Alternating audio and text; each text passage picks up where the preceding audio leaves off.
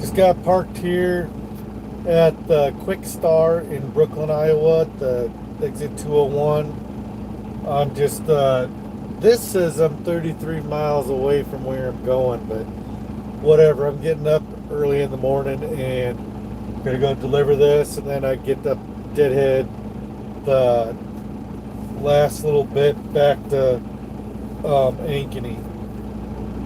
So,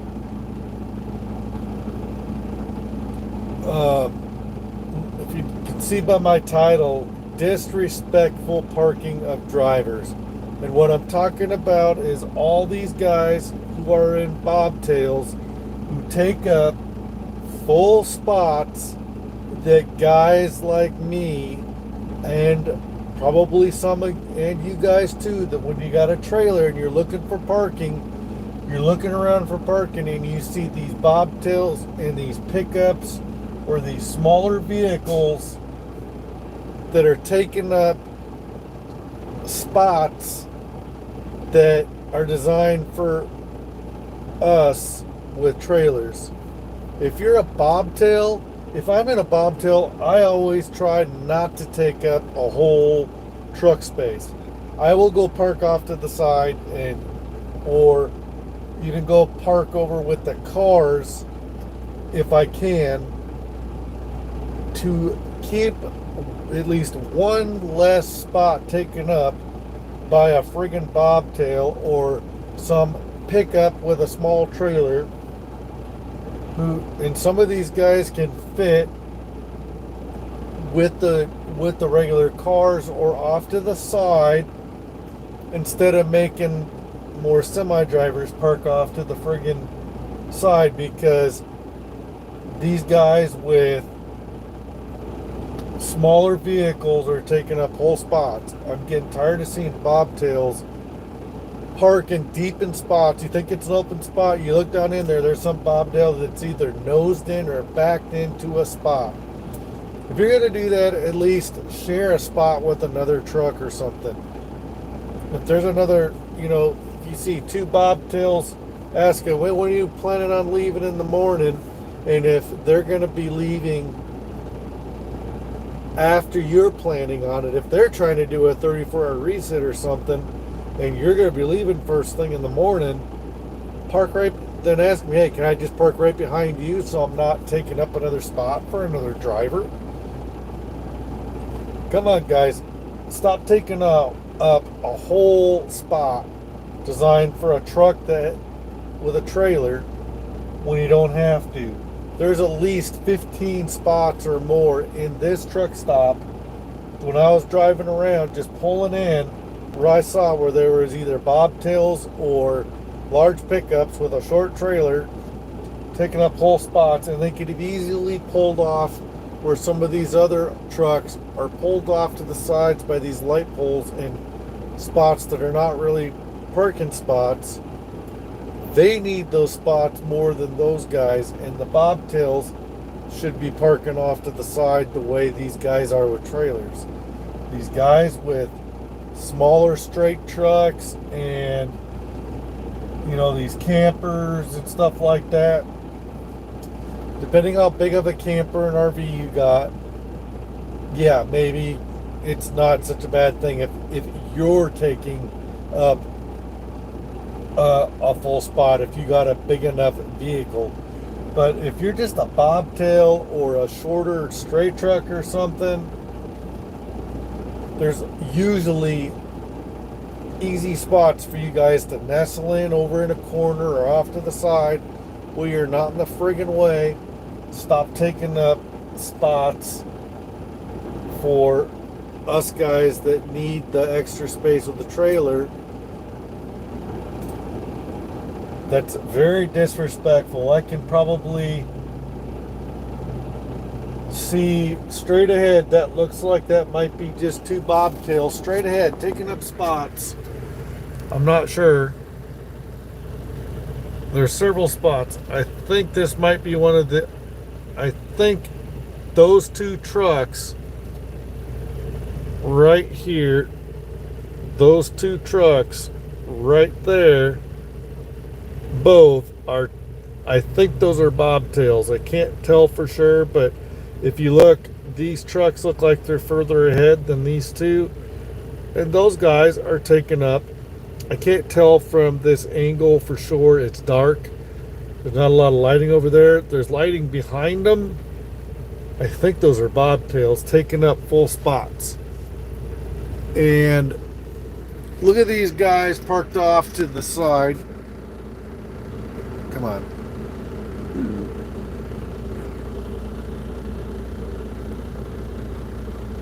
There. Look at these guys parked off to the side. Those guys could be parking in those spots where bobtails are at, and the bobtails could be lining up along the side. That's what bobtails should do.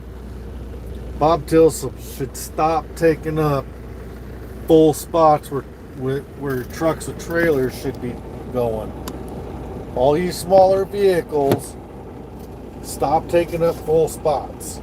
Now, if it's a huge trucking stop and there's hardly anybody there and it never really fills up, yeah, go ahead and take up a full spot.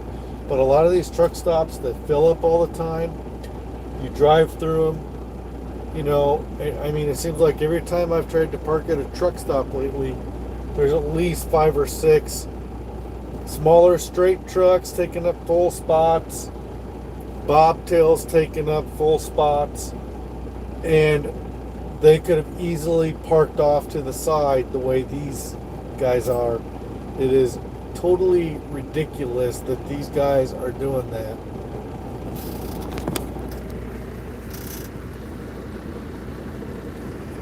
Look at this guy with the shopping cart going out to his car. That's funny. Anyway, I vented a little bit about that. I could have parked off to the side in a better spot, but I'm on the end spot. I may move so I'm not on an end spot and go over, but I don't. Someone might have taken that spot that I saw that's off to the side and that's a lot less potential for someone to hit me. I'm just gonna take my chances here. I think I'm gonna get up pretty early and get out of here pretty early, so I'm not going to worry about it too much. So I'm going to get up early and drive over here and get to this place get up here around 5:30, make my coffee and have a little bite to eat before I take off. And then try to get over to this place and get unloaded and try to be there right by 7 o'clock when they open. And try to get unloaded and hopefully get unloaded by 8 o'clock and be back to Ankeny by 9, maybe a little before 9, and be filling up the truck and trailer with diesel and getting the DEF and all that topped off. Maybe even go wash my truck.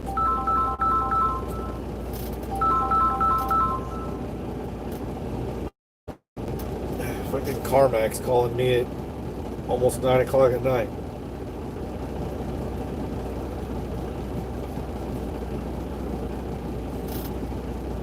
But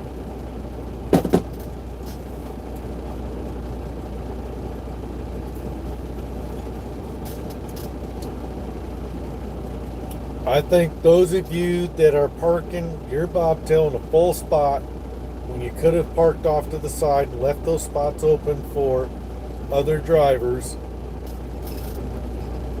Let's see. Are you guys able to comment? My wife has been saying that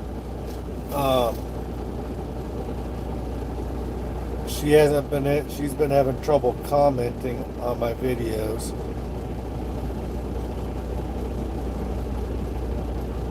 And she's tried, so let's see here. I don't know. As far as I know, the comments are on.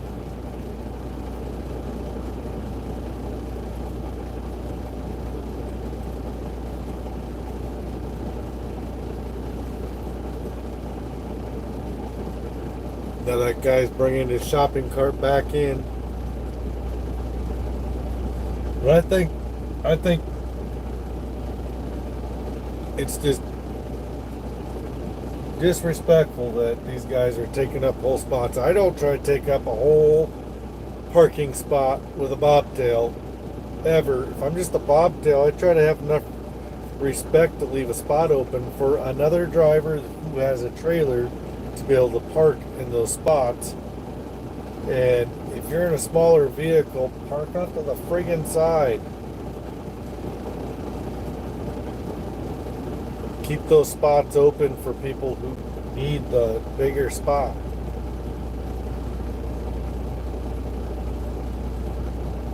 Bobtails and straight trucks and some of you smaller pickups with smaller trailers that are taking up these semi spots and stuff. Some of you guys could be parking over in the car spots and not be causing a problem, and or off to the sides, which would alleviate space issues for other drivers.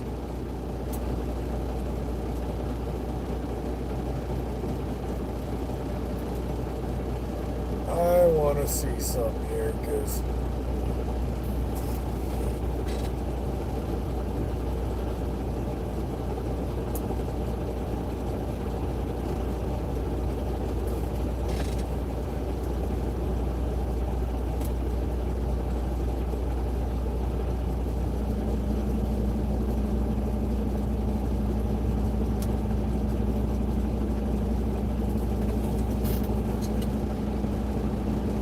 I get a radio check.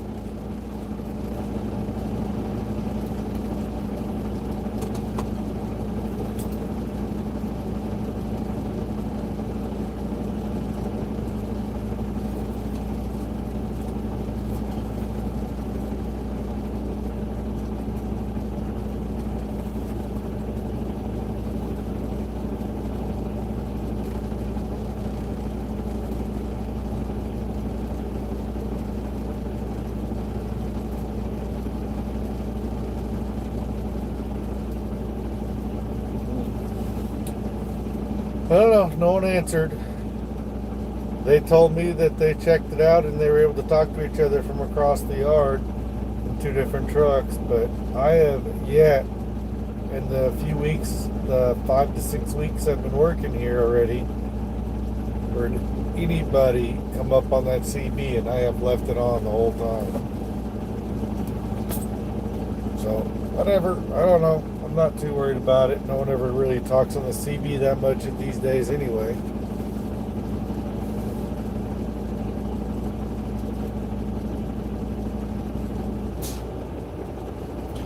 Well, that guy just left, so there's a spot that just opened up.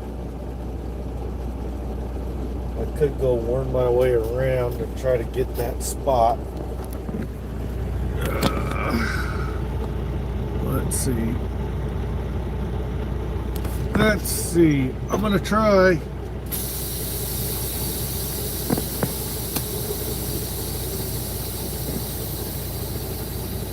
I'm gonna try.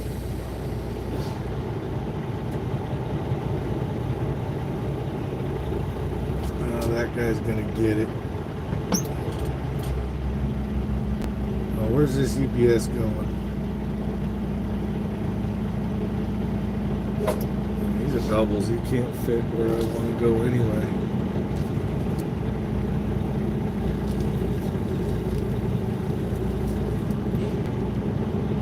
So, see if I can get into this other spot.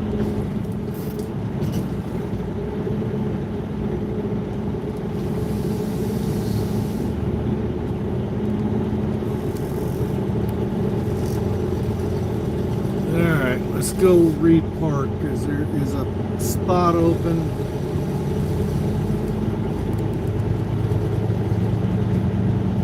And this guy over here should pull up more forward I thought about parking right behind him. So I don't want to set off my drive time. Keep it under 4, keep it at 4 miles an hour or below.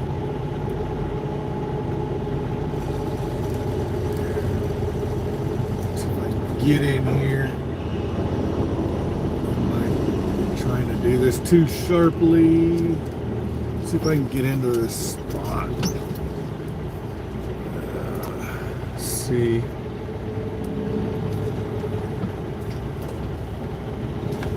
Might be at the complete wrong angle to do this.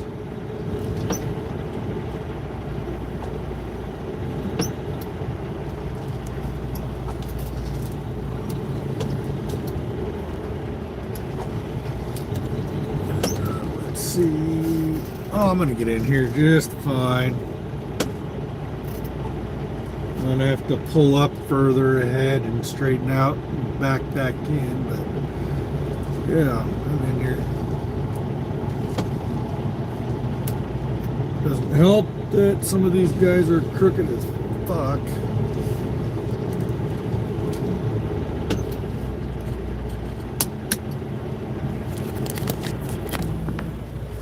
Look at that. If you look in the mirror there, look, that guy's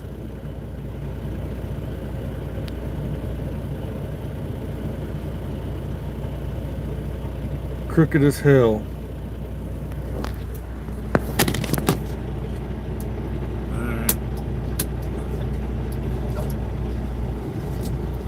I'm gonna make sure I'm in my spot really good.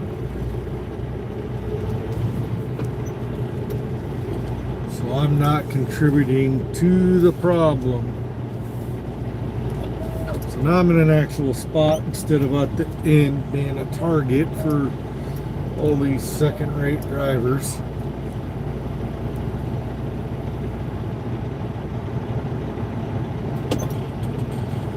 Alright. Cool. And I didn't set off my drive time either, so that was nice. So, cool beans. I'm in an actual spot now.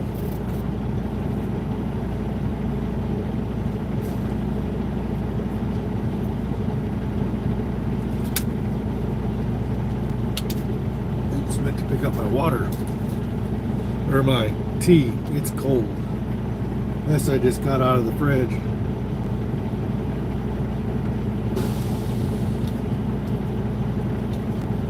I stopped at the LaSalle, Illinois Flying J. Got me one of those half chicken meals. I thought that meal was only about $7 or $8 just on its own, but they told me that it was always just $7 or $8 for just the chicken, and then another $4.50 for the sides. I thought that it was all one friggin' meal, but whatever. The guy went ahead and gave it to me for the lower price I had. I told him I got a little over 1,100 points, so I had about $11 worth of points, just a little over $11 of the points, and I had $1 in my pocket, and so I got the chicken meal with mashed potatoes and gravy and green beans, and it pretty much cost me about a little over $12. So when I get done talking to you guys, I'll warm that up in the microwave and eat it. So, I'm gonna eat that, but I've got some those little like,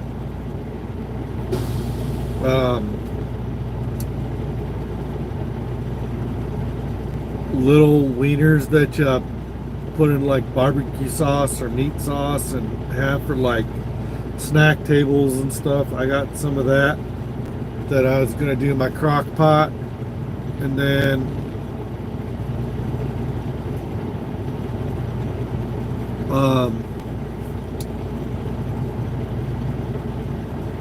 my wife's trying to text me and distracting me.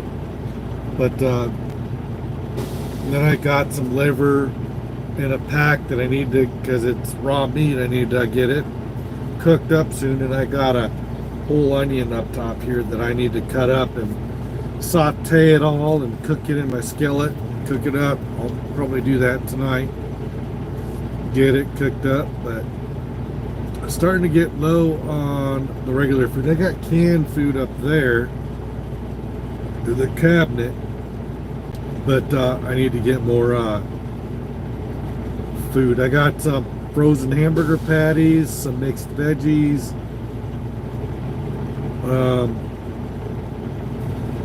a few slices of ham and some slices of cheese left. I got eggs I can cook. Got a half gallon of milk and some orange juice. Got some pot pies in that little freezer in that fridge, but they were on the truck while I went home, and they might have de-thawed and re-thawed, so I don't know if they're any good. I'll probably they were only like $1 a piece or less from Walmart, so I'll probably just throw them out and get new ones. But yeah, can't believe all these guys taking up. There's some spots opened up over there.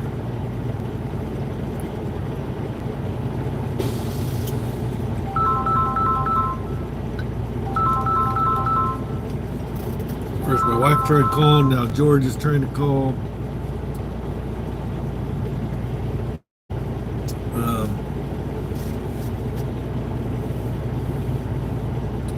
I'll call them both back here in a few minutes. I don't plan on being on too much longer, because I'm gonna do some more video vlogging for the video I'm doing for a week at Midwest Viking. That's the video I'm working on now. And any of you'll work on the video clips that I've already uploaded onto my laptop, and get something to eat, relax, get some sleep, make up my coffee for the morning, so when I get up I can just plug her in and hit power and be ready. And get up, get over there, try to leave here by 6 and be ready to get unloaded by 7. It says it's 41 minutes away,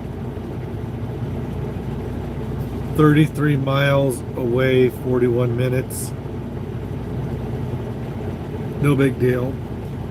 I can show up there anytime between 7 and 4 tomorrow, but I need to be home to my house no later than noon. So I help my wife with our youngest daughter, taking her to the doctors because she's autistic, and she's, for a 6-year-old little girl, she is very strong, and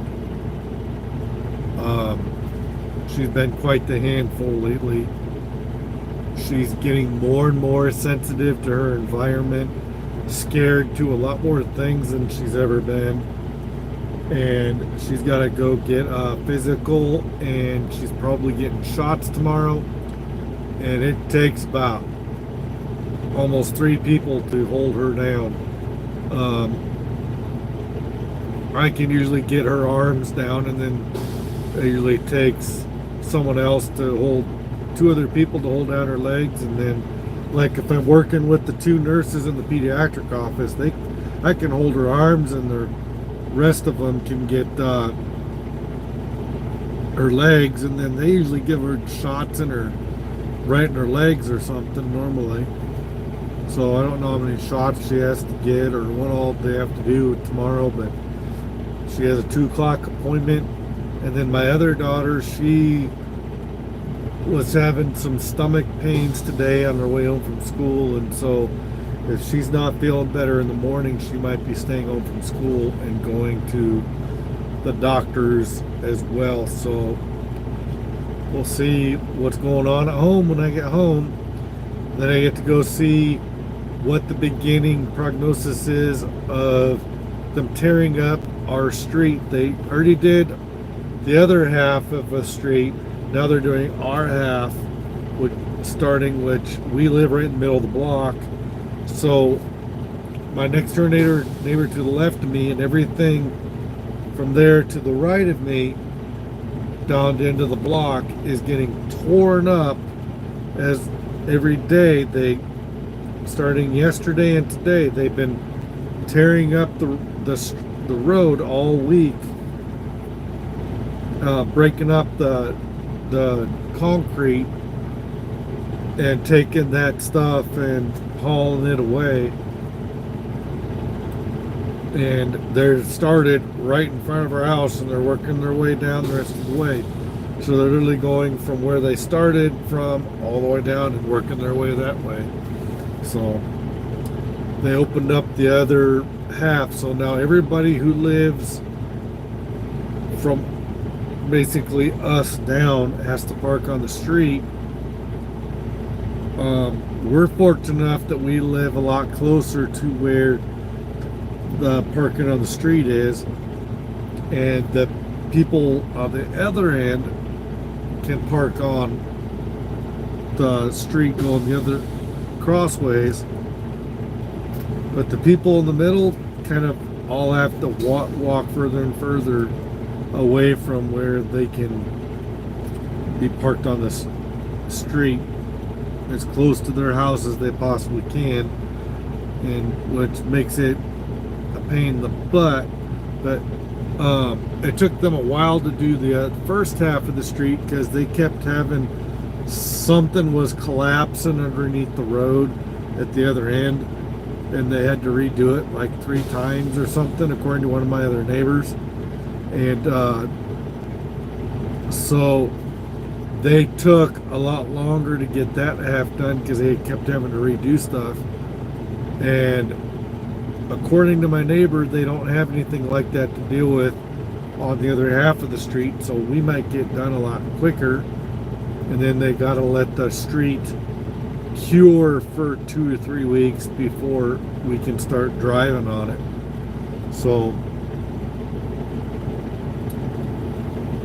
fun. It's just the way it is, but it'll be nice once it's done, but it's going to be a pain in the butt for, it's been a pain in the butt to deal with ever since they started it. Now we got to deal with it directly because now they're doing the section that's in front of our house. So I get to go see what that looks like in the morning or tomorrow when I go home. So anyway, I think I'm gonna jump off here now and go eat, do my little video, whatever, not necessarily in that order. Call the wife back, call George, get ready to relax and do some editing, watch some TV, eventually lay down and go to sleep. I gotta set my alarm for about 5:30 in the morning, get up, make coffee, get ready, do my pre-trip, all that jazz, and then drive over here and try to get unloaded at 7 and get my butt home and see what they got in store for me for Sunday.